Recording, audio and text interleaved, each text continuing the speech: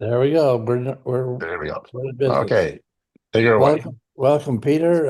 As I said, the floor is all yours. Take us away. All right, thanks for that incredibly brief introduction. That's actually exactly what I wanted. Some people go on, and it's really quite nice to keep it short. I was reminded today by John that the last time I spoke to you, which I believe was now 5 years ago, was on astro landscape photography. And as much as I like that, this is kind of my bread and butter stuff. My presentation is about 90 minutes long. I do have a break put in.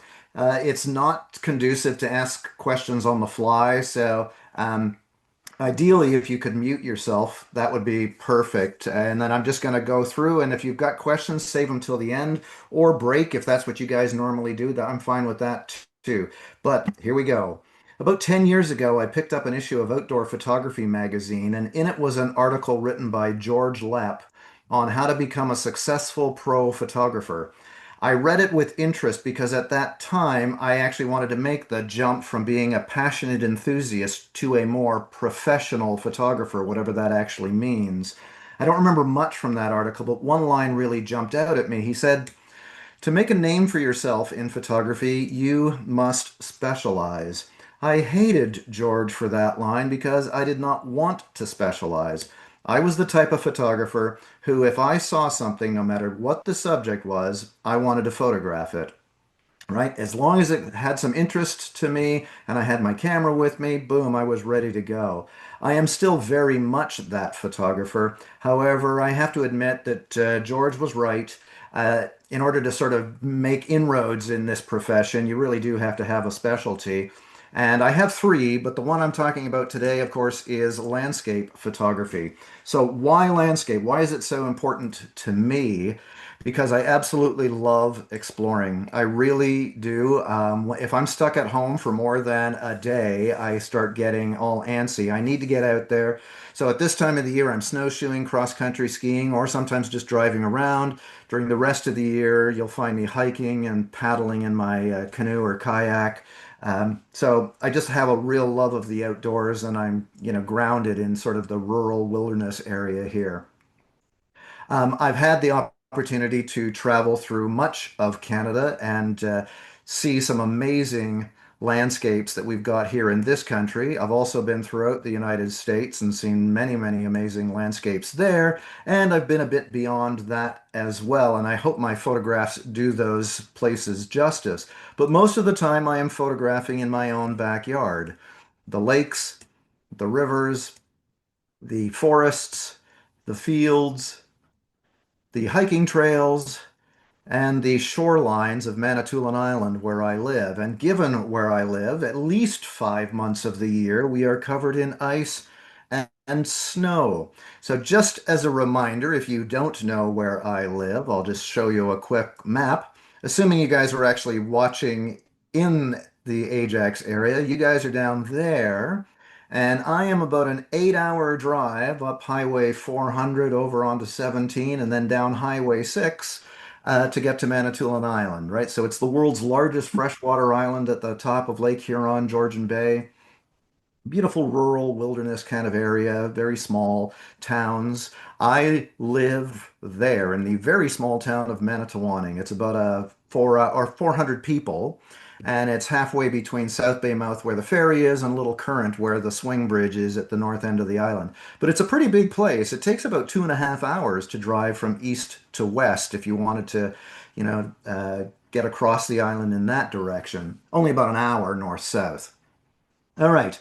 I don't want to spend the time that I've got just showing you pretty pictures. It's all about the techniques that I use in order to capture my landscape images. And I want to start with three big ideas before I get to the nitty-gritty.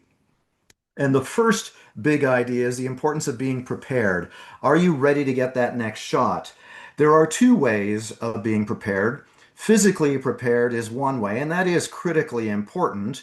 Do you have your camera with you? Are the batteries charged? Are your cards formatted? Are you dressed for the conditions? All of that stuff is really important. But that's not really what I want to talk about here. I'm talking about being mentally prepared to shoot because we are in a mental game, right? Photography is all about being able to see the shot before you pull your camera up to your eye. So, quick story. My wife and I had to take a friend of ours to the bus depot in Sudbury. That's about a 2 hour drive away. It was New Year's Day a number of years ago. And after dropping her off, get back in the car and we start making our way home. We get about an hour into our return trip, and there is a brutal snowstorm. Total whiteout conditions, could not see anything. I said to my wife, "This is getting dangerous. We've got to get off the road." Um, I knew that there was a roadside park just a short distance ahead, so I was able to find the entrance to that park, got the my vehicle parked, turned it off, and then I looked out the window and I could instantly see a photograph. I turned to my wife and I said, "Hey, do you want to be my model?" She agreed. We were going to be stuck there for a while anyway, so we got out of the car. I had my camera with me because I carry my camera with me all the time now, and I told her exactly what to do. And in about 10 seconds after that, I snapped this photograph. One of my favorites that I've ever captured. But not 2 minutes before this shot, I was truly worried for our safety. But I could still think like a photographer. I could see the image. I saw the bench. I saw the tree. I thought it would look really good if there was a person in front of it and then my wife was there. And that's how snowy it was. That white background that you see there was not photoshopped or anything. It was total whiteout conditions. That bench is about 10 feet from a lake, and houses across the lake. You couldn't see a thing. But that story and this image ended up in Shutterbug magazine the next winter. So it was a rewarding presentation for an image that I just sort of took at the spur of the moment. The point here is that when an opportunity presents itself, you have to take it. As long as it's safe to do so, then, take the time to capture that image. Almost everything else can wait. If you don't take it, you'll never have that opportunity again. And I've never experienced something like this since then. Just a few more images like that. Perhaps the stories aren't as dramatic, but many of my shots are captured sort of spur of the moment where something just, where all the sort of the photographic gods align. So believe it or not, I'm on my way grocery shopping in this photograph. The little town that I live in has a grocery store. It's about a 2 minute walk away, so that's convenient, but it doesn't have a great selection. So if I need to do a bigger shopping, I will go to Espanola, which is about an hour north of here. And on this particular morning, we're driving past this lake that I have driven past hundreds of times over the years, and it just looked amazing. This truly could be in, the remote wilderness of northern Ontario, but I'm leaning over a guardrail in order to capture this shot. On another occasion, I'm taking my one of my boys back to college in North Bay, and some beautiful hoarfrost had formed. And that normal 4 hour trip to get to North Bay from Manitoulin Island took me 6 hours. But my kids are used to me pulling over and stopping for various photo ops that creep up, and I'm so glad that I did it. In this case, I'm on my way back home from a chiropractor's appointment, and I purposely chose to take a different route home than I normally would. I decided, no, I'm not going to take the quickest route home. The appointment's over. I've got a bit of time. Let me try driving down a different road. And I was rewarded with an amazing scene of thousands of trilliums covering these hillsides. This was in May. Um, Sometimes it's not about, being ready to shoot or being in the photographic mindset. It's about being able to quickly change gears. So I live right on the bay, and one morning I step out onto my deck, and these two loons are having a great old time swimming and calling out on the bay. So I grab my kayak, I paddle out there, and I spend 20 minutes or so photographing them, and they didn't seem to mind at all. As a matter of fact, loons often will come up to me when I'm paddling out there. So I'm done with them and I paddle back to shore and I land my kayak on the town beach, which is a short distance from my place, and I land it right beside the town dock. And on the dock is one of the town maintenance guys. He's scrubbing seagull poop off of the dock, and with him is his 4-year-old daughter. And she's running up and down the dock, having a grand old time. Turns out that the babysitter had canceled that day, so he had to take her to work. Well, she was having so much fun and was so cute. I said, "Do you mind if I photograph her?" And he said, "Sure." I knew the guy, so he knew I wasn't some strange creep, carrying a camera around. He knew me. Um, and so I got out of the kayak, had to quickly change my mindset from bird photographer to suddenly sort of a person action photographer. And I ended up with this photograph. Now, I am not a people person. I mean, I like people, but I'm not a people photographer. I've done portrait photography in weddings, but I don't actually like doing that. But I could not pass up the opportunity to photograph this cute little girl running up and down the dock with her purple galoshes. But I also didn't want to interfere with her dad's work day. So believe it or not, he's still on the dock. He's behind her, and I just had to kind of bend down a little bit so that as she got closer, she would block him from my view. Anyway, I've printed this as an enlargement and it's now hanging in their living room. The idea is that when an opportunity presents itself, take it. Right? It may not work every time. There's lots of times where it won't work, but when it does, it's so rewarding. All right, moving on. The next big idea is absolutely critical in all types of photography, but certainly in landscape photography where we can't control it as much. And that is the importance of understanding good light and how to use the light no matter what kind it is. I know it sounds cliche, but it's so important, and I want to prove that to you. So this is a spot in Shigwenda on Manitoulin, about 20 minutes north of where I live. And from a strictly compositional standpoint, this photo has a lot of things going for it. The river acts as a leading line into the frame. The rickety old dock is a point of interest in the foreground. The tree on the opposite bank helps to balance the shot. The horizon's in the top third. There's a whole bunch of elements at play that, strictly from a compositional standpoint, work. The problem is this photo sucks for one important reason. The light is poor. This is flat lighting. I came out in the middle of the day. Compare this shot to this one.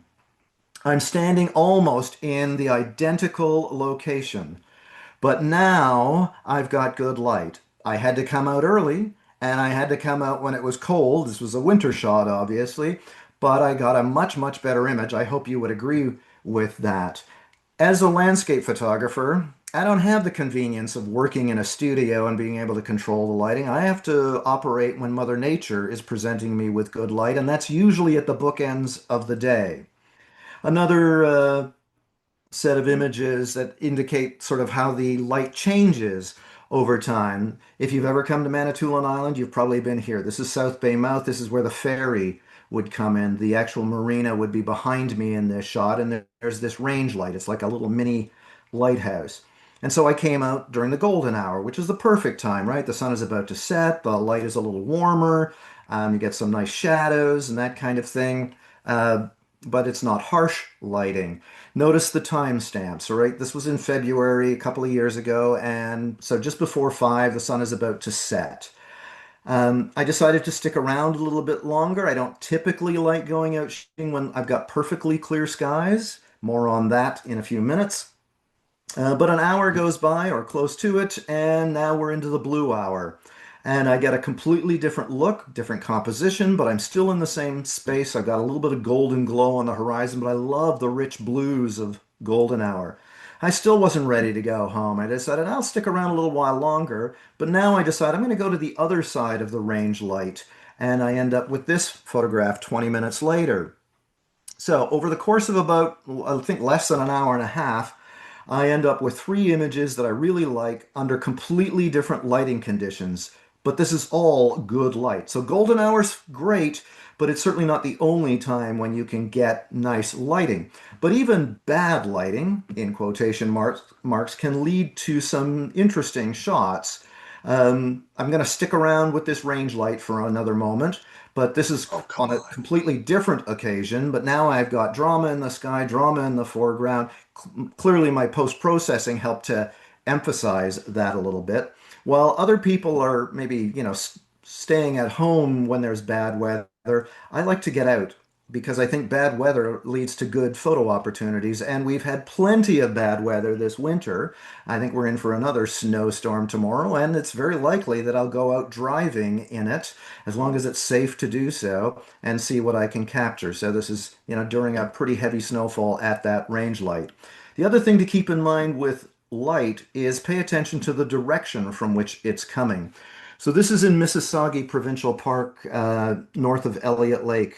So about 2.5 hours from where I live. We go there quite often and camp there in the summer. And I decided to go out and photograph the sunset. And I thought this like kind of broken up granite shoreline would make a great foreground. And I like this shot, but I also wanted to capture something else. Normally, when I go out, I'm not satisfied with sticking my tripod in one shot, in one space, and just shooting there. I like to try to get a number of images, but I didn't want to climb back in my canoe and try to chase the light.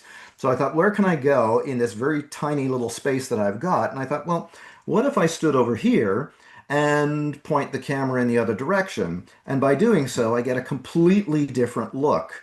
I think I like the first photograph better, but I always try to photograph in from different directions because the lighting changes quite dramatically depending on the way you're pointing your camera. All right, moving on. This next big idea may be controversial, but bear with me. Composition is everything, and settings don't matter. Okay, well, maybe they matter a little, but they matter a lot less in landscape photography than many people think. When I first started doing these presentations, this was well before Zoom, so I've been doing this with as an Olympus ambassador or OM system now for quite a few years. And when I first started doing these presentations in front of 50 or 100 people, this is how I would present my slides. It would just be the photograph. I'd have something to say about it, and then I'd move on to the next shot. But invariably, throughout the presentation, somebody, maybe two or three people, would raise their hand and ask, "What settings did you use?" And quite honestly, most of the time I couldn't remember them, so I would just make them up. But I didn't just pull them out of a hat or another place. And I knew what kinds of settings would work in a situation like this. So I got so tired of people asking that finally I kind of caved and put the settings into all of my slides. And I think almost all of my slides have the basic EXIF data. So there's my camera, my lens, and the 3 points on the exposure triangle. Those are the actual settings for this photograph. But to be honest, I could have used these, or these settings, and they all would have given me almost identical results. In landscape photography, there is a very broad range of settings that will work in most situations, and that's a qualifier, most situations. Something like this where you've got decent light and that kind of thing. What's more important in your shooting is to go through a variety of questions about whatever settings you have. So let me run through that. The first question you may have is, well, what shooting mode do I use? 100% of the images in this presentation are shot in aperture priority. That's the only way that I shoot my landscape images. When I presented to you about astro, that's all manual. When I shoot wildlife, that's all in manual mode too. But in landscape, I shoot everything in aperture priority. That's just my preference. If you don't, that's fine, but that's the way I do it. So when I look through my viewfinder, let's say I've just pulled my camera out of my camera bag and I turn it on, and those are the settings. You can clearly see that I'm in aperture priority. There's the aperture that was selected, right, highlighted in yellow. But just because I'm shooting in aperture priority doesn't mean I'm not paying attention to the other two settings. So I've got my ISO over here and my shutter speed over here. One thing to definitely mention is that I never shoot in auto ISO when I'm shooting landscapes. I always select it. If it doesn't work for the lighting, then I will adjust it. But I do not want the camera to choose my ISO. I want more control than that. So here are the questions that run through my head very quickly. Will that aperture that, is dialed in from the last time I shot, Will that give me the depth of field that I want? And that's the reason I'm in aperture priority, right? Because it's the sort of the more creative setting in landscape photography in most situations. Um, and so with my camera, Micro Four Thirds, an Olympus camera, f6.3 will give me great depth of field in most situations. But if that was 7.1 or 8 or 5, even 5.6, it probably would have been fine. If it was wide open, I may decide to change it, but I'm fine with that. Next thing is I look at the shutter speed, even if I'm not going to control it directly, and decide, do I want more? Am I able to freeze any movement based on that shutter speed? Most of the time, I don't want any kind of blur. Let's say if it was windy out, I don't want the branches to be blurred. I want them to be sharp. So I'd look at that shutter speed. But typically, I'd go anywhere from 1/30th of a second all the way up to 1/500th of a second and be fine with any of those in most situations. And I don't need a tripod at 1/30th of a second because of the image stabilization. All right, given that, what's the lowest ISO that will get me A and B? And so I dial it down as low as I can. And if I need to bump up my ISO, then I will do so. But I do that manually. I do not use auto for that. Okay, a couple more questions. I'm using a mirrorless camera, and many of you are probably using mirrorless now too. I can see the exposure just by looking through the viewfinder or the LCD. If I'm happy with the exposure that it presents, I'm good to go. If not, I will adjust the exposure value, right? Exposure compensation. And normally in most landscape settings, I do not accept 0 as the exposure. I usually knock it down. Not usually a full stop, usually it's like zero point 0.7 of a stop down. That's pretty typical for most of the images. I'm guessing the one in the background was probably set to that. Do I use the histogram on occasion? But honestly, most of the time I don't because the view that I'm getting is pretty darn accurate to what I'm going to see on my computer when I've uploaded these. The last question that runs through my head is, where am I going to put the focus point? I definitely want clarity through the image. So if I put the focus point on the horizon, then that tree in the foreground is going to be out of focus. If I focus directly on the tree in the foreground, the horizon is going to be out of focus, likely. So generally speaking, I put it in the somewhere in the front third. So in this case, with this background photo, I'd probably put the focus point on the immediate rocks on the shore, and that would give me the depth of field that I would want. Those questions run through my head in a split second, like very, very quickly. So as I said, composition is everything and settings don't matter. And of course, they do matter to a degree. But keep this in mind. When somebody looks at a photograph, they never talk about settings. Then nobody ever goes and looks at a photograph and says, "Oh my gosh, what amazing settings you've used," right? They have an emotional response. They either love the photograph, don't like the photograph, or are indifferent to the photograph. It's only photographers that then ask, what settings do you use, right? So when I first got back into photography, I was a photographer since I was 12, but I took a 20-year break raising a kid, teaching, that kind of thing. When I first picked up the camera, it was my first digital foray, and I'd forgotten so much that I shot everything on auto. And my very first two-page spread in a magazine was this image. I'm not actually happy with this image anymore, but anyway, Canadian Geographic liked the photograph, so they published the photograph, and it was shot in auto. And they never asked, and no publisher ever asks what settings you're using unless they actually want to publish the settings, but they would not publish it because they don't like your settings. So just keep that in mind. All right, let's start getting down to some of the nitty gritty here. If composition is so important, let's spend a little bit of time on that. And it all goes back to photography being an art form. I'm not a documentary photographer, and even they use the elements and principles of design. So let's go back to your grade 9 art class here, but we'll do this incredibly briefly because I don't have that much time. So you've got the elements of design. Those are the building blocks that go into every art form. And then you've got the principles of design, and that's how those elements are put together. It's a whole week-long workshop to cover all of those in detail, and we just don't have the time for that. But I do want to focus on one, and that is line. For me, and I think many photographers, line is absolutely critical. It also relates to some of the other ones quite clearly. But let's just talk line for a moment. Sometimes you create an image where the linear elements are incredibly obvious, like this one. The line couldn't be more obvious in this shot, right? The curvy highway, hopefully your eye kind of follows the road into the distance around the bend. That's a very obvious use of line, as is this one here, going into Monument Valley. This is where Forrest Gump stopped his run, and I went out there one morning to capture the sunrise. But, I've got this leading line going off into these amazing mesas in the background. I think we've all created images like this before, where we're obviously using line. Let's move 3,000 kilometers back home, and the next two images are quite different, but they're built in exactly the same way. I am building a photograph when I do this. I'm not just snapping a shot.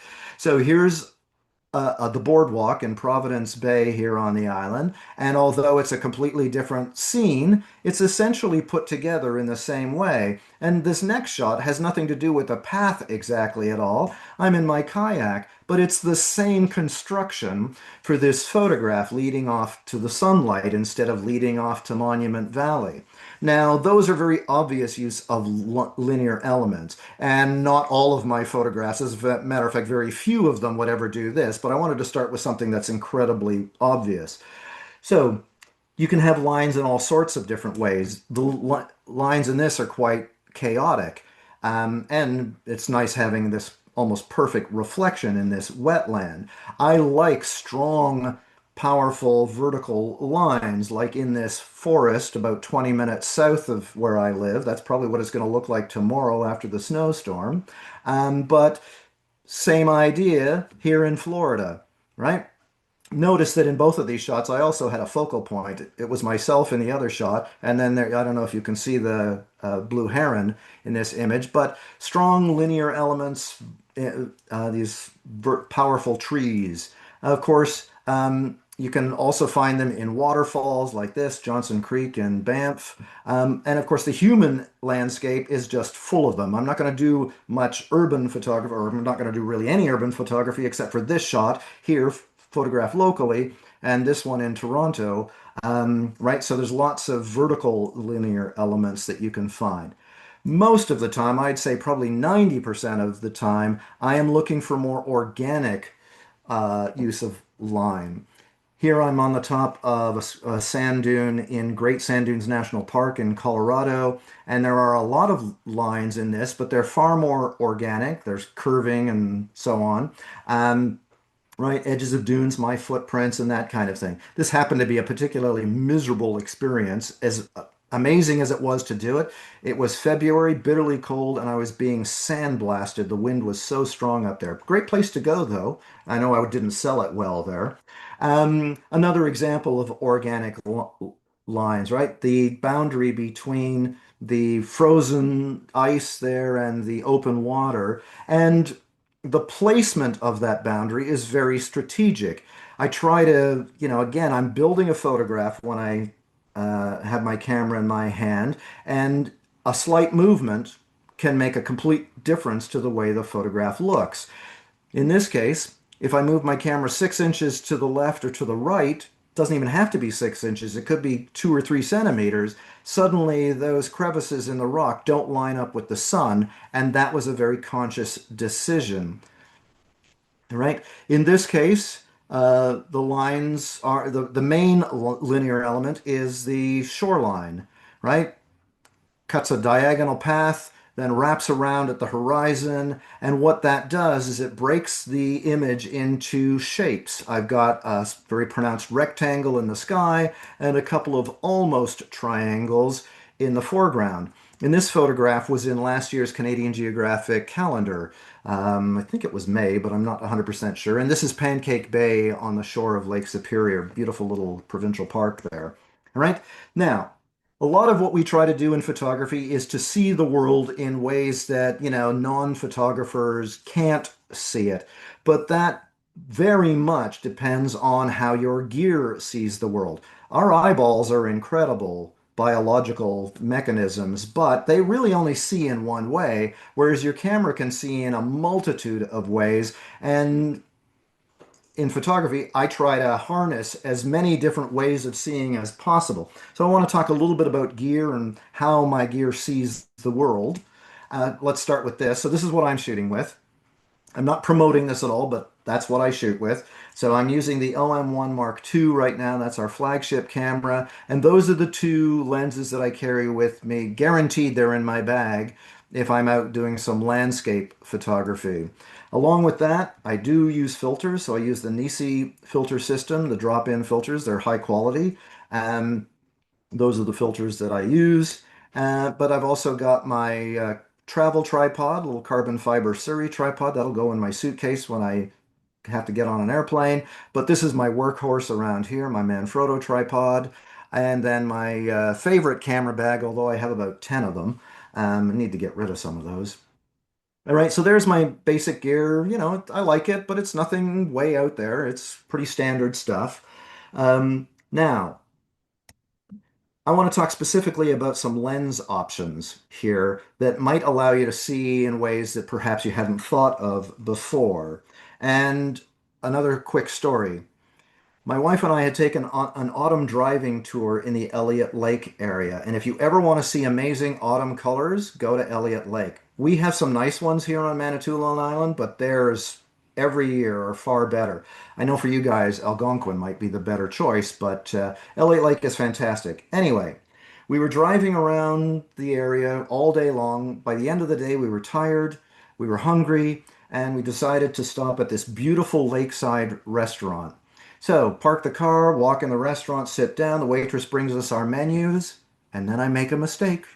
I look out the window, and I could instantly see a photograph.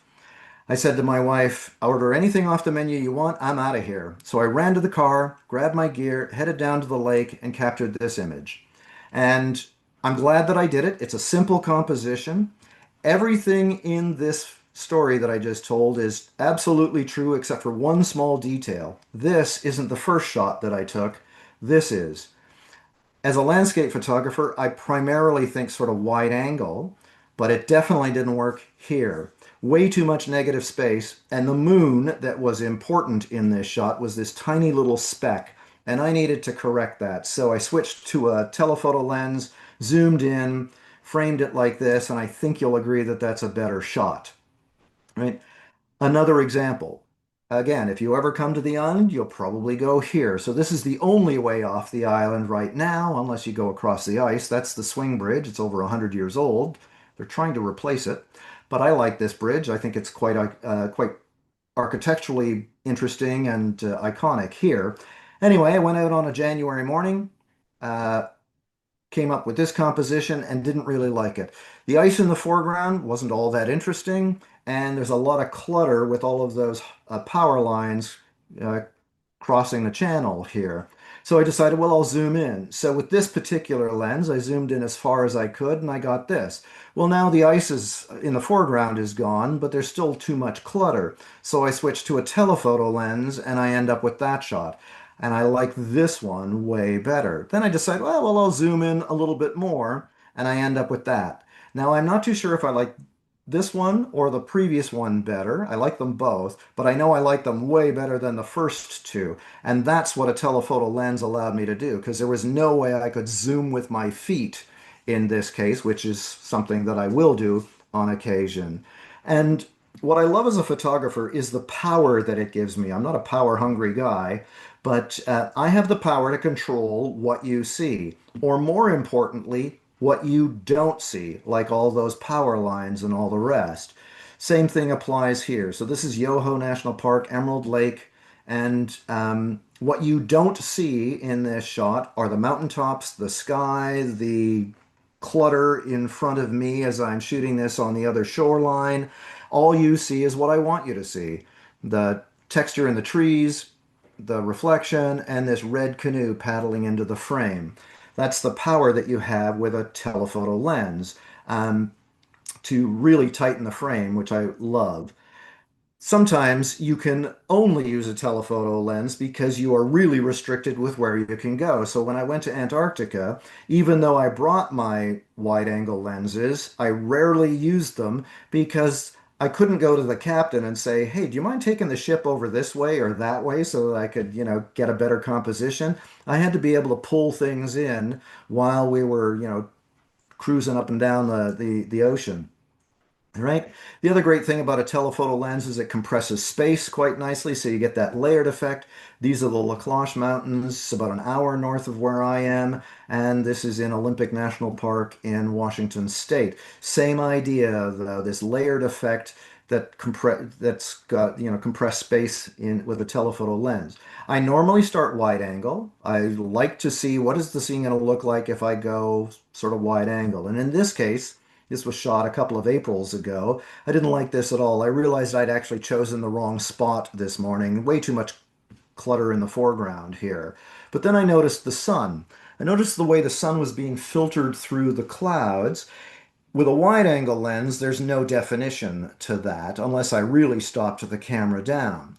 But with a telephoto lens, I might be able to get some of that definition of the sun. So I switched, zoomed in, and ended up with this photograph. And I like this one way better. Hard to believe that those two images were captured probably 30 seconds apart.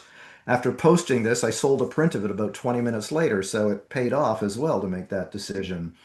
I normally would shoot wide angle for a sunrise sunset, as I was just mentioning, but when I see the sun rising like this, I instantly gravitate toward a long lens. I like that red rubber ball effect of the sun coming through the mist or thin fog.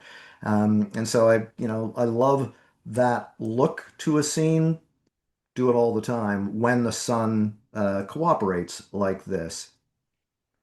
On this occasion, we were camping north of Lake Superior, so Rainbow Falls near Terrace Bay. And I went out in the evening to photograph the sunset. Didn't really like my foreground here. The sunset was okay, but not all that impressive. And then I noticed something. Way off in the distance, way over here, almost a kilometer away, I see two people walking out onto this little rocky point, and I thought that looks much better than what I've got here. Now, there's no way that I could get over there in time. I'd have to hop in my car and drive, but my telephoto lens could pull them in. And so I switched to my really long lens. It gives me 1,000 millimeters of distance here and end up with this shot. And so I'm almost a kilometer away photographing them enjoying the sunset colors. And I love this image. I dislike the previous one, right? So I could also like to photograph to the other extreme. Normally I'm shooting wide angle, but I can go ultra wide or even wider than that with my fisheye lens. This is a fisheye shot, 180-degree field of view, but it doesn't really look like a fisheye shot for one very good reason. Normally, when you think fisheye, you think this. And I don't really like that look. I rarely ever do this. Maybe 5 or 6 times in my entire lifetime have I done something like this. That curvature doesn't appeal to me visually, but I still love my fisheye lens because of that 180-degree field of view. And you can eliminate that if you keep the horizon right in the middle. Normally, we've been kind of taught not to put the horizon in the middle, right, top third or bottom third. But when in these kinds of occasions, when I am using the fisheye, I try to make sure that the image is heavily weighted to one third or the other. And so I think this shot works. The other reason that I like using my fisheye is for tight spaces. On the island here, during particularly cold winters, we may end up with some amazing ice features. I've seen some incredible ice features over the years, and so I'm in this tiny little ice cave on the south shore, and I'm lying on my belly. This ice cave is incredibly small. I could not get on my hands and knees. I had to army crawl into this thing. But the fisheye lens makes it look much bigger than it actually is. Similar kind of thing here. So this is Bridal Veil Falls here on the island, and every winter the falls freezes into this giant solid wall of ice. Pretty incredible, easy to get behind. But in order to get a bigger field of view, I decided to use the fisheye lens. And because all of the lines are organic anyway, it does not look like there's any distortion, even though there would be. All right. It's not just about the lenses you're shooting with, it's what you put on the lenses that can allow you to see differently. My wife's sitting at the end of a dock at a friend's cottage, and I like the composition, but I don't like the water. I want water that's either perfectly smooth or really rough for drama, and this was neither. Now, I can't calm the waters, but I can smooth them out with a longer shutter speed. The problem was I couldn't really get much of a longer shutter speed without putting an ND filter on it, a neutral density filter, right? Acts like sunglasses for your lens. And so I applied an ND filter to it, and that smoothed the water out quite nicely. Now, to be honest, this photograph wasn't captured with an actual ND filter because my camera has something called live ND that emulates it, but the effect is the exact same thing. So I get a raw image with the camera creating the ND filter effect. But previous to that, I had an ND filter that I would carry with me, a variable. Right, so you get a noticeable difference between the two images. Anytime there's moving water, I instantly think, got to put on the ND filter or apply live ND for streams like this or bigger waterfalls, Sunwapta in Alberta, right? Waves coming in. I like to smooth them out. Some people don't like that look, but I love that silky look to the water. This one was in Rhode Island. Another filter that I think should be in everybody's kit is a graduated neutral density filter. I'm sure most of you have one and know what they are, but just in case you don't, they are tinted only in, the top half and or top third or something like that. And then they have a transition zone to a clear section down below. And what they do is help balance exposure. Without a GND filter, you end up with something that looks a little bit more like this, where the sky might be too bright and the foreground is too dark because your camera is trying to come up with a single exposure for the whole scene. And so the exposure is not very well balanced, and a GND filter can really work. Of course, you can exposure bracket and get a similar thing, but that requires a bit of extra processing later, and I prefer to do it this way. And so many of the images in my presentation have a GND filter applied to them or live GND for the camera that I'm using now. There is another filter that I use on occasion, not often, but I love the effect that it can give, and that is my 10 stop ND filter. By putting it on the lens, I'm now at a 60-second exposure. The clouds are these beautiful streaks of color, and the water is completely glass. I wish that I had a before shot, but I didn't keep it. However, the next two images are a before and after to really show you the dramatic difference between the two if you're not familiar with a 10 stop. So we own a small island in Killarney Provincial Park. The family has had the cottage for about 100 years, almost 100 years. And so every summer we spend a little bit of time there. And on this occasion, my granddaughter was with us, and I'm out there photographing the evening light. And she comes up to me and she says, "Hey, Papa, can I be in your photograph?" And I said, "Sure." So she decided to sit down there. And then I look at this image after I capture it, and I don't like it. A number of things are bugging me. Number one is the distance between her head and the horizon. I wanted to compress that space. I felt that there was a little bit too much negative space there. I also wanted to emphasize the boulders in the foreground, so I thought I could be a little lower. But most importantly was that darn water again. I wanted it to be smoothed out. So I grabbed my 10 stop, put it in, repositioned myself to change the composition, and then I told her, okay, you got to be perfectly still because this is going to be a long photograph. She was, and I ended up with this image. And I absolutely love this one. This one is hanging in her room. And before and after, quite a remarkable difference between the images, even though they were shot, a minute or so apart. A 10 stop is not something that I use often, but I do love the effect when I've put it on. The last filter that I want to talk about is a circular polarizer. It's another one that I think everybody needs to have in their kit. Without a circular polarizer, you can end up with a little bit too much glare. Now, sometimes you may want that, but most of the time you don't. So here I am in Nays Provincial Park on the shore in Lake Superior. Beautiful park. And I'm photographing the evening light. It wasn't a great sunset, but this is without the circular polarizer, and then this is with it. And there is a significant difference between those two shots, right? The circular polarizer completely cuts the glare and saturates the color. A word of warning, however, with a circular polarizer is that when you are using it, during bright sunlight, it does help to saturate colors of leaves and grass and other things like that, but it also can saturate the sky. However, it can do it unevenly, as was the case here. This is not a good photograph, but it was one of few that I could actually find in my collection that illustrates the point. If you look at the sky, you will see that it is saturated in this region and less saturated over here.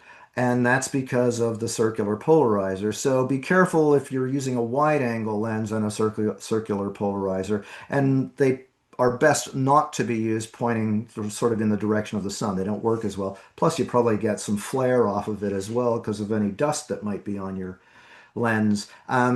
You can avoid that with a telephoto lens. Like if you zoom in a little bit, that it won't nearly be as pronounced. Okay, moving on. Cloudscapes. I am doing a presentation on landscape photography. What am I talking about here? Well, when I say cloudscapes, you might think of something like this, or this, or this. And all of these I think you could call cloudscapes. And I love images like that because sometimes the clouds are pretty darn impressive and the lighting can be phenomenal. But that's not really what I mean. For me, almost every image is a cloudscape. As a matter, sometimes it's much more important to have good clouds than it is to have a good, landscape or foreground in my images. So this is kind of what I'm getting at. If I were out there and it was perfectly clear skies, I'd have a completely different look. If it was overcast and the sun couldn't come through, I again would have a completely different look to this shot. This is the Cup and Saucer hiking trail here on the island because, of course, we have the Niagara Escarpment that runs through Manitoulin as well. All right, so clouds can add drama to a shot. They can add color and texture, which is, that's really what I'm looking for in a sunset shot or sunrise image. I'm not looking for clear skies or completely overcast. This is what I like. I don't get it every day, unfortunately, or maybe fortunately, because otherwise I wouldn't appreciate it. So this leads to planning for me. Every shot requires some planning, and this is where I start if it's not sort of just a sudden thing that I've come across. This is the forecast for Manitoulin this week. And so the next few days may not be great, but the weekend's looking pretty nice, even if it's going to be a little colder. So I'm getting a little kind of excited about opportunities that might come this coming weekend. This is where I start my planning. Now, back in the day, if I wanted to go out and shoot, I would look out my window, and if I saw this completely overcast skies, I probably wouldn't go out and shoot. But I don't live in those days anymore, neither do you. We've got technology that can help us in our planning. So I want to lead you to an image here that's several slides away, but it's all about sort of the planning process. After looking at this sky, I went to my computer and I decided to call up the Environment Canada website and look at the satellite image. And this was a screenshot for the day in question, the photo that's coming up. And sure enough, we were under overcast skies. So Manitoulin is there. For some reason, they didn't have the island sketched on the map. But what caught my eye was not the overcast skies, it was this. To the west was clearing skies, halfway across Lake Huron, getting closer. And I thought, that might actually lead to a nice sunset. Right, next thing to decide is where am I going to go? So most of the time I don't pull up a map, but sometimes I do. Even though I know the area well, it might just give me an idea of where I want to go. I know that the sun is kind of more to the southwest in February than it is to the, directly east. So I thought the South Shore would probably be a good place to go. And I thought Providence Bay. So that I live here where that red dot is, and Providence Bay is right there. It's about a 45-minute drive, and I have no problem driving 45 minutes any day of the week to get a good shot. Sometimes I'll do an hour and a half. Um, so before I climb in the car and take the time to get there, I thought, where is the sun actually going to be? So I go to Photographer's Ephemeris. This is my website of choice to figure out where the sun is going to be. And so I stuck a pin in the marina at Providence Bay, and sure enough, the sun was going to hug the shoreline, and I thought that's perfect. That's the orange line, the dark orange line that you see there. When I'm traveling, I don't use this website. I use a phone app, Photo Pills. It's got a whole bunch of great information in it, but I like the planner pill that you see in the top left, and it pulls up a map. And again, just like Ephemeris, you can stick a pin anywhere in the planet and it'll tell you where the sun is going to rise and set. It'll do the moon and it'll also do the Milky Way if you slide the timelines. Great little app. I think it costs 40 bucks or something, but well worth it. So I've decided this is where I'm going to go. I know, I have hope that the sun is going to show up. So I take the 45-minute drive, and when I get there, this is what I see. All right, the lighting is still pretty flat. But I liked the foreground with all of the broken up ice. But what really caught my eye was that gold band of that thin sliver of golden light on the horizon. That is the clear sky that I saw in the satellite image. And so now is the waiting game. I try to get there at least a half an hour before. Sometimes I've rushed, but most of the time, half an hour to an hour. And now I've got to figure out where am I going to shoot. So I set up my camera and then I wait for the light show to begin. And what a light show it was. Very brief, however, maybe 5 minutes at the most, but it was definitely worth the effort. But if I just looked out the window, saw that overcast sky, I never would have captured this image. Now, I don't use the Environment Canada satellite image anymore. It's just not good enough. And so these days I'm using zoom.earth. It's a great website and an app on your phone, and it gives almost real-time satellite imagery. There's about a 20-minute delay. And so and even at night I can see the clouds. I love a cloudscape that looks kind of like this. Now, a couple of days ago, I wanted to go out and shoot. So I looked at this website. I'm addicted to this. I probably look at it 10 times a day, and that's no joke. And it looked like this. So this was Valentine's Day. And if you look at the timestamp down there, it was 4 p.m.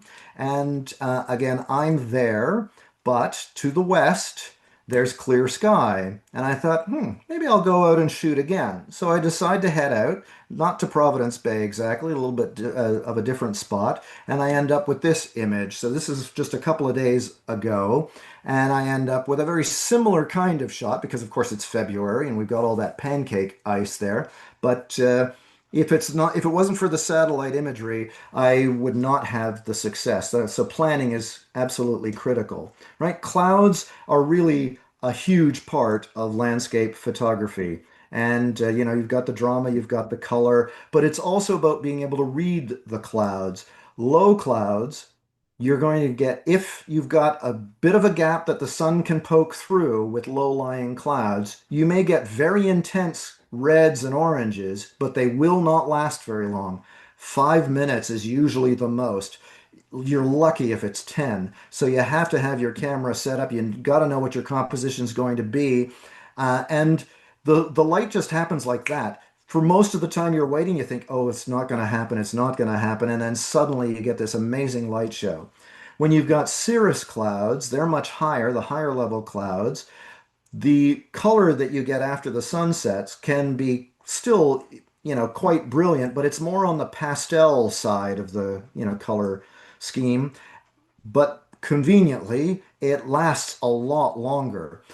I've actually seen the color in the clouds a half an hour after the sunset. It may now be more muted, but there's still color in some of those upper level clouds. You can't get that with low level clouds. Just another example of cirrus clouds at work there. My favorite, of course, aren't technically clouds, I guess, and that would be mist. The instant we hit August, September, October, don't bug me. I'm going to be out in my canoe almost every morning trying to photograph the mist off of the bay or in some of the northern lakes, right? The lakes are still warm, the nights are getting colder, and you end up with these beautiful misty mornings that can help create some, ethereal images like this, isolate your subject. No clouds doesn't mean no photography. I'm glad that there were clear skies in this shot because I love the contrast between the intense blue of the sky and the white blanket of snow. But, normally I don't like shooting with clear skies, so I head out either very early or stay out late. The blue hour is perfect for having richer color tones. When I'm traveling, this was in New Brunswick a few years ago, on this particular morning, I looked at the satellite image and thought, nah, I'm not going to get a good sunrise, but I'm not going to be here tomorrow. If I want to shoot, I'm going to have to get out early. And so when I'm traveling and I see that I'm not going to get a good sunrise, I need to be out there an hour ahead of time. If I'm out 20 minutes before the sun rises, the sky's already dull. It's gray and it's not going to get any better. You got to get out very early for scenes like that. Or completely eliminate the sky, or at least have it a thin sliver. Instead of putting it in the top third, put it in the top fifth or the top sixth, right? Very little sky and emphasize the foreground. I do actually find that a lot of photographers put way too much sky in their images. It's better to find a more interesting foreground or cover the sky completely. In this case, covering it with these pine boughs in Killarney Park. Or zoom in and get rid of it entirely with that telephoto lens that I was talking about earlier. All right, and with that, let's take a break. So it's 8 o'clock or 5 after 8. I'll stop the share for now, and then I don't know. Hope everybody enjoyed their. I hope everybody enjoyed their pee break. Here we go. All Yeah. right, now I want to get into some nitty-gritty here. Um, Adding depth. I love the classic foreground, midground, background, right? Most of the tips that I'm telling you are not things that I created or invented, right? These are the ones that I use, and maybe I'm just reaffirming things that you already do. But I love images that have that depth to the shot. So, just some examples. If I were to ask you, what is the main subject of this photograph? I'm hoping that quite quickly your eye would rest on the canoe. There is a distinct foreground, midground, and background in this shot, and notice there's no sky except for the reflection, but I do want your eye to rest on the canoe. In this photograph, what is the main subject? It's the building. I'm hoping that your eye gravitated towards that fairly quickly. But there's also a secondary subject, the tree stump in the foreground. The reflection might be included, the frosted trees in the background. Notice that in both of the two photographs that I just showed, the main subject is not the closest to the camera, nor is it the largest thing in the image. I am not a believer in that advice that I know I read many times when I was young, fill the frame. I don't believe in that. Now, that's not to say I've never filled the frame, but generally speaking, I don't like images like that. I usually try to keep my subject a little smaller so that people are pulled into the photograph and their eyes kind of wander around in it, right? In this case, the focal point is the sun, which is a focal point in many landscape images, but there are still layers to this shot.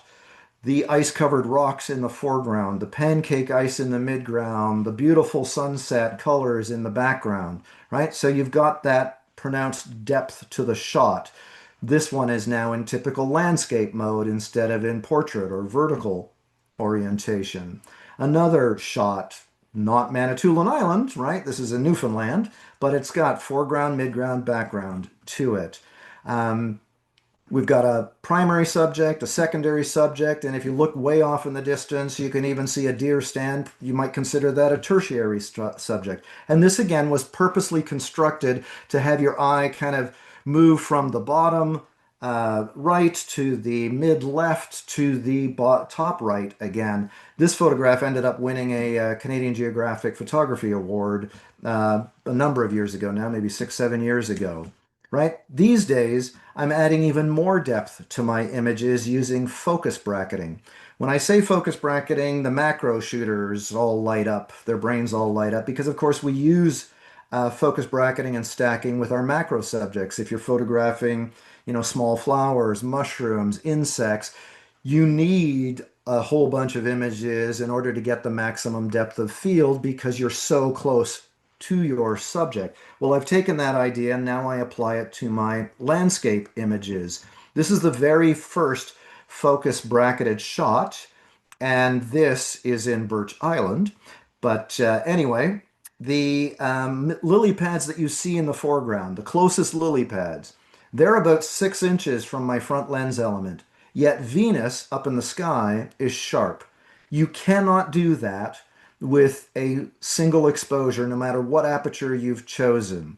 The only way that I could achieve that is by taking multiple shots, focus deeper and deeper into the frame, and then those get stacked.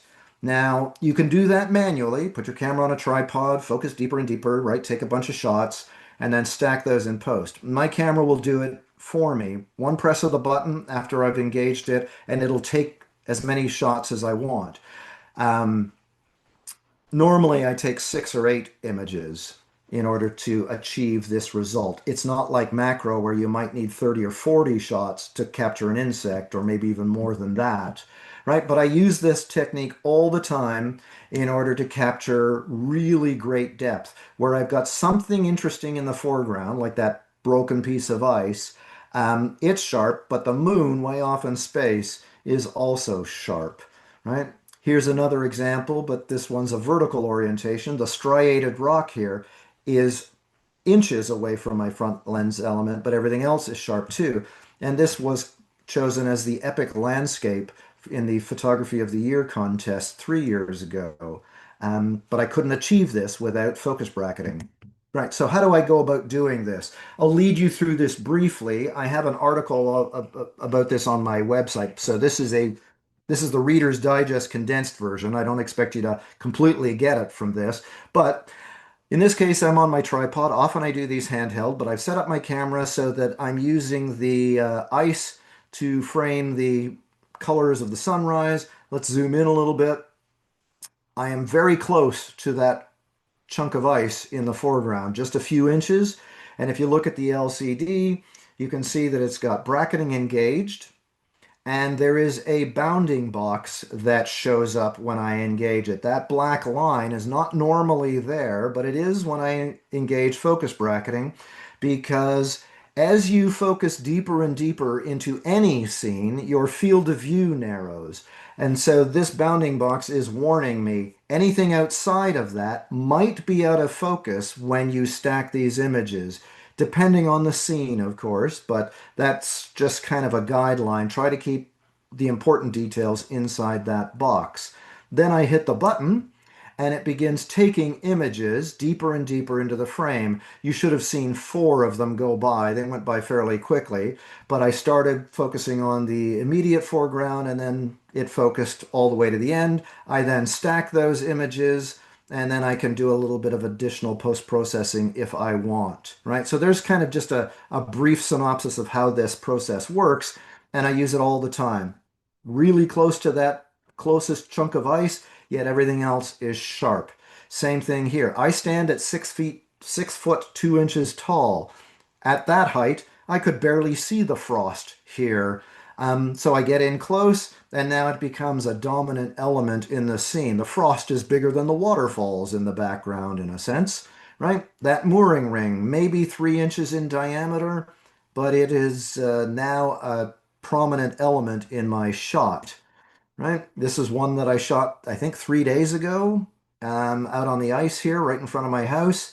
But the little drift there, very close to the camera. I think this was 6 images that I ended up stacking in total. All right, but of course you can go the other direction as well. Instead of having maximum depth of field, have very limited depth of field. Open your camera up and right? That can help isolate your subject. When I was photographing this field of daisies in June, the farmers' fields here are loaded with daisies in June. Um, I, you know, captured this image. Beautiful sunset, but I didn't like the shot. Too chaotic. I'm looking for a place for the eye to go to, and I couldn't find one here. There was nothing else interesting in this field, and I wasn't about to start chasing the light or it would be gone. So I had to make do with something. And I decided I'm just going to pick the largest daisy, the tallest daisy I can find, and use that as my main subject. And I end up with this image. And I like this one better. Right? I've opened the camera up and now everything else is blurry in the background, but you know you're still in a field of daisies. And it wasn't until I got home that I realized, hey, that daisy's smiling at me. Can you see the two eyeballs and the little smile? Anyway, moving on.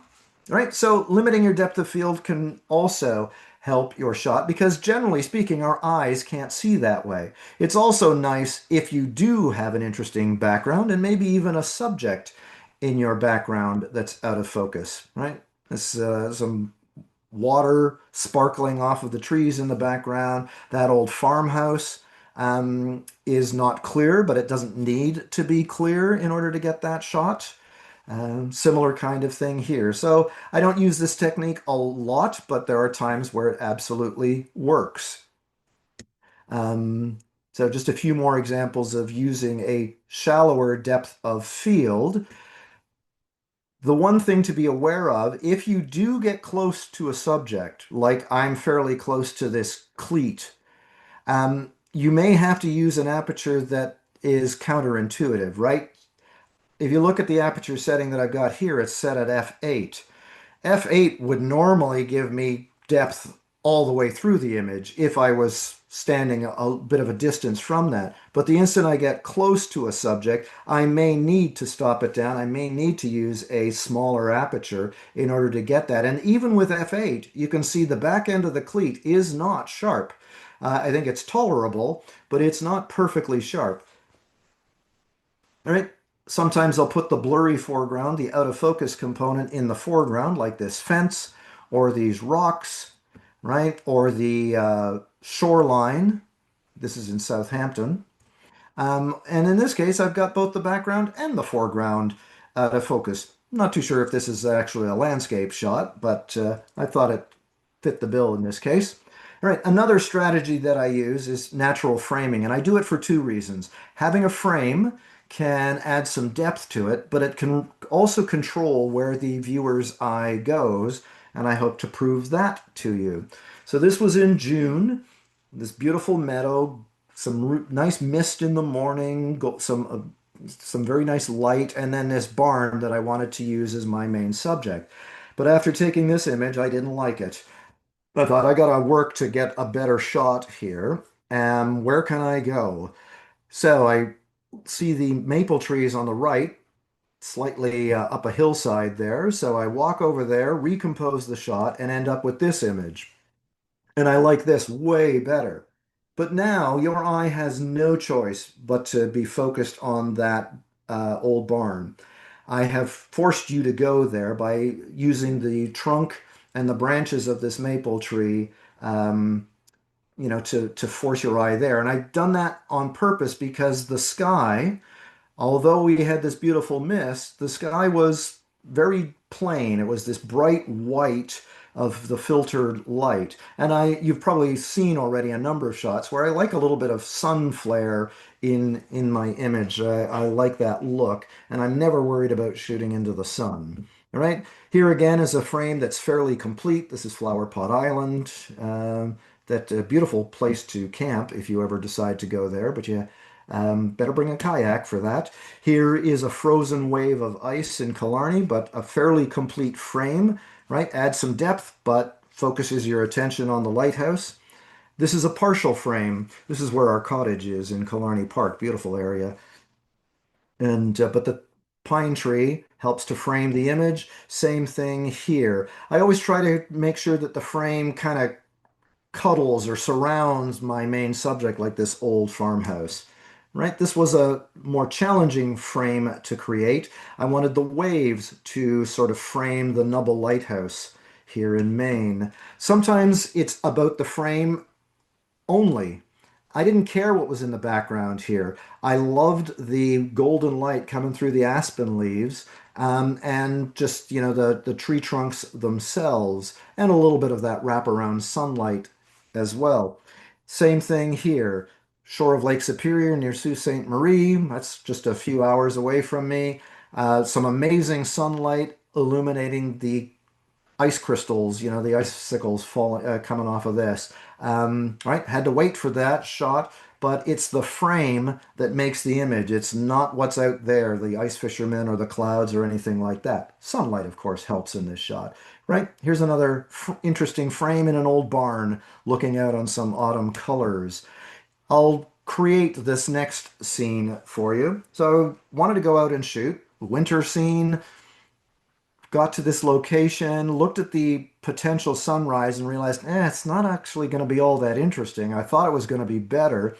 I want to make this shot more interesting. What can I do? So as I'm walking along this rock ledge, I see these icicles, and I thought, I can't get in there, but my camera can. So I set it up on my little Manfrotto tripod there and reached in, started the time lapse feature, and then ended up with this shot, right? But it's not the sunset that makes this image, and it's not even me standing out there taking another shot. It's the frame that makes this shot. On another occasion, I'm out at sunset, ready to find a spot, and as I'm about to step over this crevice in the rocks, I look down and I can see light coming in. And I thought, hey, I've got an idea. What if I could get in there? Well, I'm a pretty thin guy, but there's no way I could get into that crack in the rocks, but my camera could. So I attached my camera to my tripod, stretched the legs out as far as they would go, initiated the time lapse feature, flipped the LCD out so that I'd be able to compose a shot, turned the whole thing upside down. So my camera's actually upside down, and using the LCD that was kind of pointing in my direction. Every time it took a shot, I'd move the camera just a little bit so that I'd get a bit of variety in the composition. And after about 30 images, I pulled it out, and this was one of those shots. So I'm 6 feet up.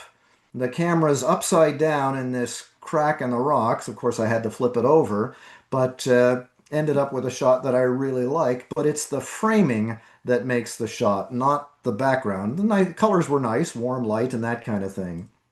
This is another fisheye shot, right? Decided to take that a step further with this image. Might take you a moment to realize what you're looking at there. But as I'm hiking in somebody's yard, I see this stump, and it was a hollow stump. And I thought, hey, what would it look like if the camera could go in there? First thing I did was I reached down just to make sure that if I put my camera inside this stump, I'd be able to pull it out again, that it wasn't too deep. Sure enough, no problem. So I put it in, use the time lapse feature, let it take 10 or 20 shots, and then this was one of them. All right. I like the big picture. Many of my images are shot with a wide angle lens, but sometimes I like to go even wider than that by shooting panoramas. So I'll kind of go through the process briefly here. When I was out in Alberta for a photography conference last year, I spent a few days driving around, and this is Peyto Lake. And it was in May when the lake was just thawing. But Peyto Lake is well known because the color of the lake is incredibly blue. That is, if you look at the left side of the photograph where the water had already thawed, the ice had thawed, it's quite blue. The other cool thing about it, it's got the profile of a fox. So after taking this image, I decided, no, I want to see a little bit more, but I was already kind of at wide angles, so I decided to take a series of images as to create a panorama. So started at one end and then just took a bunch of images. I think there's 5 or 6 there. And then when I got back home, stitched them together to create that shot, and then did a little bit of post-processing just to brighten up the tones a little bit, and ended up with this panorama. But that's 5 or 6 images all stitched together. And I do this quite regularly when I'm shooting. One in the Grand Canyon, right? This is in Elliott Lake, just 2 hours from me. Canoe in the foreground and then the sunset. But this is 5 shots. This is at our camp in Killarney Park. I'm standing at one on top of one of the mountains. This is an 8 photograph panorama, and most of the time I am holding my camera vertically. The one that I showed you of Pado Lake, the camera was horizontal, but most of the time when I'm shooting panos, I hold the camera vertically, right? This is even a fisheye pano in Banff, right? Do you remember these guys? Well, after taking this shot, I actually wanted to include a little bit more of the scene, but I didn't want to dial back the zoom.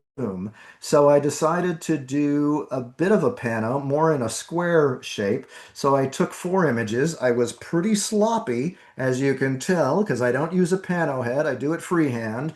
But Photoshop and Lightroom are incredibly good now at stitching landscapes together. 10 years ago, they weren't as good, but they're really good now for it. And I ended up creating a bigger scene, but I was still zoomed in all the way. This is another example of a scene here. This is in British Columbia this past summer, but when I got there, I decided I'm going to create a panorama, this time in vertical, right? Again, I was a little better overlapping these shots than that other one with the people on the rocky point, but no problem. I can stitch it together and process it and crop it as I would like to get that panorama. So I've done lots of the telephoto panos over the years, right? I do them all the time now. Maybe one day I'll stitch it together, or I just get a whole bunch of individual shots that I would like to use. So sometimes I don't need much of a panorama, but I need to get a little bit more of a field of view. So I was using my 8 to 25 millimeter. That would be the equivalent of 16 to 50 for this shot. The ice, there's that old ferry that Werner was talking about. So there was a little bit of ice accumulating on the shoreline. This is right down below my house. And I wanted to include a little bit more of it, but I couldn't get the ferry, the rock, the ice, and the sky in one single shot. So I decided, well, I'll just take one extra image and then I'll stitch that together. And I end up with a nice square shot.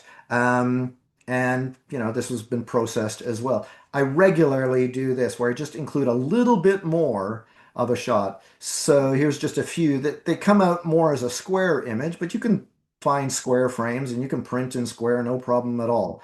Same thing applies going vertically. There are times where I will do a vertical panorama, right? I wanted to include some of the cool lichen on these orange rocks in Killarney Park, right? Stitch it together. Same thing here and here. I do this quite often. Those are just a few examples of images like that. Now, some landscape photographers absolutely will never include people in their photograph. They feel they detract from it. And some people include people way too often. Instagram is notorious for having a person in every great landscape shot. And I fall kind of halfway in between. I don't think you've seen too many photos, maybe none yet, except maybe one or two with a person in it. But there are times where I enjoy including people because they help tell a better story.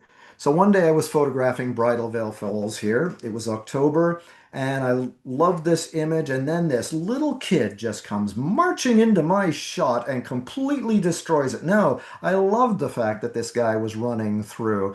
Now, obviously, I've kind of played with this shot a little bit because he's moving quickly and I've got a longer exposure for the water. But I like the idea of including a person in the image, and I will do that often when it works.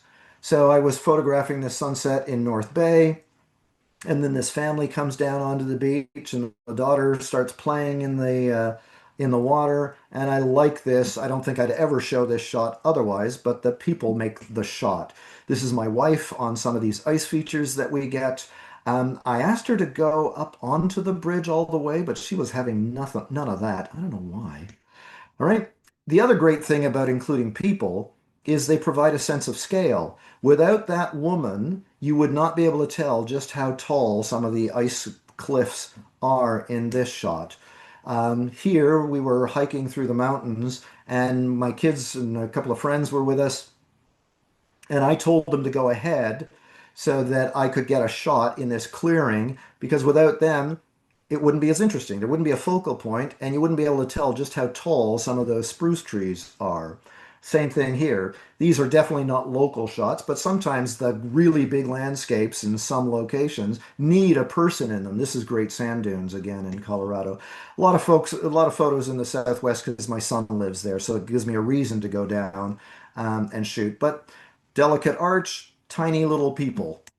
Right? When there's nobody else to photograph, I include myself. It's about as selfie as it ever gets with me, right? And I use the time lapse feature to include myself in the shot, right? This is the only selfie I've ever taken of myself with my phone, but I've been shooting for quite a few hours at night, and I knew that I was completely frosted over. And this was the scene that I was shooting. That's the moon up in the sky. All right, time to get a little racy here. No, no, keep your clothes on, people. I'm talking about going black and white. You don't see a lot of people posting black and white images anymore, but I'm guessing a lot of you are about my age, and I grew up at a time where a lot of people were photographing with black and white film. I certainly did. And when I went to university, they had a great darkroom. So for a couple of years, I was processing my own black and white shots. I typically don't shoot in black and white, but I will often convert to a black and white. So here's one of those little creative selfies that I took, and I like the composition, but something was really bugging me about this photograph, and it took me a moment to realize what it was. It was the color contrast. The earthy tones of the rocks in the foreground and the pastel colors of the morning sky really clashed for me. And so I decided, let's switch, let's change it to a black and white. I did, and I love it much, much better as a black and white photograph. And so there are times where, like a foggy day like this, or like this, works great in black and white, or adding some drama to the sky can really stand out when you switch to a black and white photograph. And sometimes with black and white, you can over process it, and people will still forgive you for over processing. This is a highly processed black and white shot, but I kind of like it, right? Lots of contrast in this. If I did this in color, you would instantly say, no, no, no, that's overdone, right? Rural scenes lend themselves to switching to a black and white shot. There's just something about the pastoral scene that looks good in black and white. And of course, winter is great for black and white photography, particularly when you've got overcast skies or freezing rain. We had an intense freezing rainstorm last year that I went out and did some black and white shooting with, right? The challenge is taking a color photograph that you like and changing it into a black and white. And there are times where I've done that and realized I actually like the black and white better. Now, you may not, but I do. All right, I'm going to leave you with one last thing. We're wrapping it up here, folks. If you've been sleeping through most of this, I hope this wakes you up. It's nothing exciting exactly, but it's the thing that drives me in almost all of my images. The importance of keeping my compositions as simple as possible. Now, when I say simple, I don't mean this. Now, I love this shot. It's one of my favorites that I've ever captured, but many people would call this minimalist. This might be considered minimalist as well. And I have nothing against minimalism, but it's not typically what I shoot. What I'm aiming for is simplicity in a composition. There isn't anything in my photographs that I don't want there. I work really hard to create a composition that does not have distractions that pull focus away from what it is. Now, there may be multiple subjects, but I try to make sure that everything works, that nothing pulls away from where I want you to be. There's 1,000 or million trees in this photograph, yet it is still a fairly simple composition. So I'll leave you with one piece of advice that I used to give my photography students in high school and workshop participants. Once you've determined what your subject is, forget about it and focus on everything else in your frame. Make sure your subject is there, make sure your subject works, but stop looking at the subject before you click the shutter. Stop looking at it and make your eye move around the frame. You're responsible for every square millimeter. Is there something that is pulling focus that you don't want there? Work to get rid of it. We have all been in that boat where we miss something while we're shooting. We look at it on our bigger monitors at home and realize, oh crap, I didn't see that out there. And now you got to work to get rid of it in post, or the photo is garbage, right? So I want to leave you with one little case study. The first time that we went to Halfway Lake Provincial Park, this is a park north of Sudbury, between Sudbury and Timmins, beautiful little park. But this was the very first time we'd been there. And we arrived, and there was a thunderstorm. It was raining heavily. And so we could barely get our camp set up. And then we spent time inside our camper. By the time, like, so by around, sunset, the skies had cleared, the rain had stopped, and I had no time whatsoever to scout out a location to shoot. So I'm scrambling along the shoreline. This is Raven Lake in the park, and there is no open areas. There's no beach. There's no easily accessible spot that I knew of. And so I'm scouting around quickly trying to find a spot, and finally I get to this, and it's a terrible location. So I take this shot, and way too many distractions. I've got branches sticking into the frame. I've got this stump that's sticking up out of the water, and I don't like this image. So now I got to work to get a better shot because the light is changing quickly. First thing I think of, well, let's zoom in. So I zoom in as far as I can go, and I get this image. Okay, well, there aren't as many distractions, but it's not a great photograph, right? Let's dial it back a little bit, turn the camera sideways and see what I get. And I get this. Okay, well, this is better. I like this better than the last one, but it's still not good enough.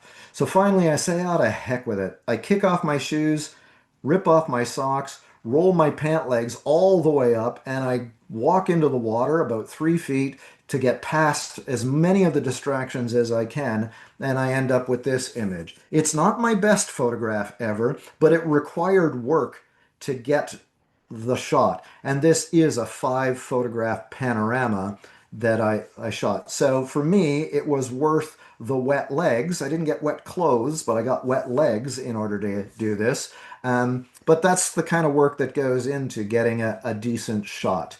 And so with that, again, I want to thank you guys for the invitation. I hope you got something out of it. If you do want to reach out to me, there's my website. There's a contact page there. And there's Facebook and Instagram as well. So if you have any questions, I'm an open book. No secrets, at least not about photography. Anybody have questions for Peter? I have a quick question. Uh, Yes. Talking about well, two questions. Okay. Talking about polarizer filters, would you have a use for them at golden hour or blue hour, or are they mostly when the sun is high in the sky and there's more glare? Oh no, I use them all the time. I Okay. use my favorite time to use a polarizer is after the rain. Overcast skies and the rain. Get rid of all the glare on the wet leaves and everything, right? Works great. So no, I absolutely use a polarizer. The other thing, I was going to show these two shots, but they weren't very good. The other day I was photographing on the ice, and it was sunrise, so the sun was in my frame, but it was right at the top. So like beyond 1/3, it was maybe in the 1/5. And so my camera was pointing down like this, but the sun is up high, and the polarizer still worked to get rid of the glare on the ice. So I my polarizer's on most of the time while I'm shooting. Now there are times where I will take it off, especially in those blue sky conditions. But yeah, it's on all the time. The other question I had, thank you for that. The other question I had was with regard to the grad ND. And you said a hard grad. Is that just so that you have that horizon line? Yes, because of where I shoot. Yeah. Right? When I go to the shoreline here, right, live on the Great Lakes, most of the time, the transition is hard, right? I've got the sky, boom, and then the foreground. Now, when I've gone photographing in other locations, I do have a soft grad as well, but it doesn't get as much use. Okay. Thanks. You're welcome. Anyone else? That's been a rapid oh, tour from planning through execution, oh, and I'm sure we'll be maybe. watching it again.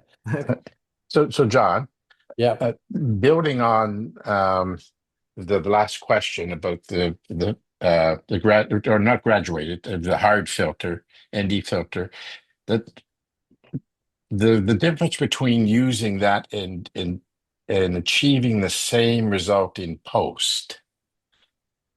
I think I know the answer to this, is that post just can't do it. So you're You talking can, specifically a neutral density filter, not a graduated neutral density yeah, filter. and using post in, say, Lightroom, Photoshop, where you select the sky and you then do your enhancements, your darkening, and um, your Right. opinion on that. So because you specifically mentioned an ND filter, you cannot achieve it's almost I can't think of a situation where you could achieve that result in post, right? The reason why I use an ND filter is to slow down the shutter speed so that I actually get motion blur. That's when I'm Oh, using it, okay. I meant right? to say graduated, Ah, so where that's you're, different. yeah, Okay, yeah, so that's graduate. I'm why I sorry. ask. That's why I Yeah. ask. All right. So, yes, with an ND filter, you can achieve, or sorry, a GND filter, you can forego that and do that in post by doing exactly what you were talking about. You can darken the sky in post, right? You can select the sky in Lightroom and darken it. You can lighten the foreground. So, yes, you can forego having a GND filter. Generally, I don't now because my camera actually has a built-in live GND filter. Mm. The other thing that I have done, there are situations where I will absolutely not use a GND filter of any kind um, because of something sticking up in the foreground. There was a photograph that I showed. It went by pretty briefly when I was talking about the clouds, but there was a massive maple tree in the foreground and the beautiful pastel colors in the sky. And if I'd used a GND filter there, I would have darkened the tree trunk as well. Like the top part of the tree trunk would have been darkened, and the bottom half of the tree trunk would have been lighter. And that would have looked terrible and would have been really hard to correct in post. And so in that case, I bracketed. I used exposure bracketing. I took 5 images at different exposures and then blended those together in post. But you're right. In many scenes, you could forego the GND filter. You just want to make sure you're not blowing out the highlights, which is a possibility, or having too many dark areas, right? A lot of photographers use the blinkies. Do you know what I'm talking about? Where, Yes, yes. your camera identifies the highlights and the shadows. I don't do that. I hate that. But right, you could have accidentally have blown out sections. So Okay. Thank you very much. Good. that was a long answer to a short question. No, Sorry. no, no, a lot of information there. Any other questions?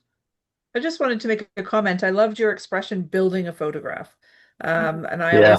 that's something I'm really trying to keep in the forefront of my mind now because I see something and I take a picture of it, but I don't build the photograph. So that was a really insightful sort of little mantra for me to keep in mind as I'm working. Yeah. I don't wear a hard hat, but I'm a construction worker.